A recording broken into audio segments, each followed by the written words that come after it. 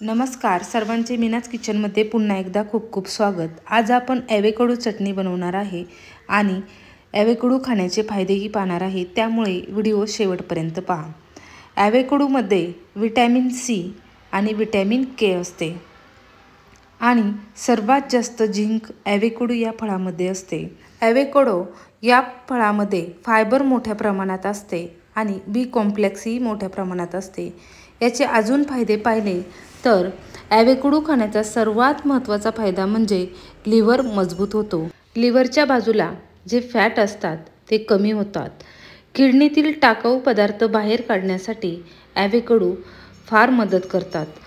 ॲव्होकाडो विकत घ्यायला गेले तर मार्केटमध्ये याचे भरपूर पैसे आपल्याला मोजावे लागतात, परंतु हे आपल्या हेल्थसाठी फार उपयुक्त आहे। सर्वात प्रथम आपल्याला ॲव्होकाडो स्वच्छ पाण्याने धुवून घ्यायचे आहे आणि याप्रमाणे याची साल काढून घ्यायची आहे। सालीचाही उपयोग होतो। सालीचा उपयोग व बियांचा उपयोग आपल्याला केसांसाठी तेल बनवण्यासाठी केला तर केस आपले गळत नाही व कोंड्याचेही प्रमाण कमी होते। या पद्धतीने आपण बिया एका साईडला काढून घेतलेले आहे आणि ॲव्होकाडोचा जो गर आहे तो गर काढून घेतलेला आहे।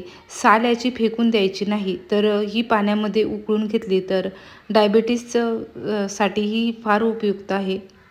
या पद्धतीने आपण 4 ॲव्होकाडोच्या गर एका साईडला काढून घेतलेला आहे। हा गर आपल्याला छान व्यवस्थित मिक्स करून घ्यायचा आहे, स्मॅश करून घ्यायचा आहे। डायजेशनसाठीही ॲव्होकाडो फार उपयुक्त आहे। शरीरातील अशक्तपणा कमी करण्यासाठी रोज एक ॲव्होकाडो खाल्ले तर इम्युनिटी पॉवर वाढते। ॲव्होकाडो खाल्ल्याने गुडघेदुखी कमी होते। हाडांच्या मजबूतीसाठीही ॲव्होकाडो फार उपयुक्त आहे।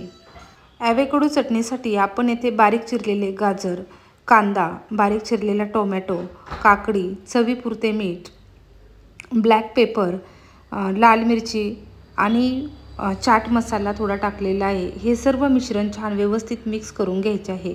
ॲव्होकाडो खायला बेचव असते, परंतु हे सर्व पदार्थ टाकले तर ते टेस्टी बनते आणि आपल्या आरोग्यासाठी हे फार उपयुक्त आहे।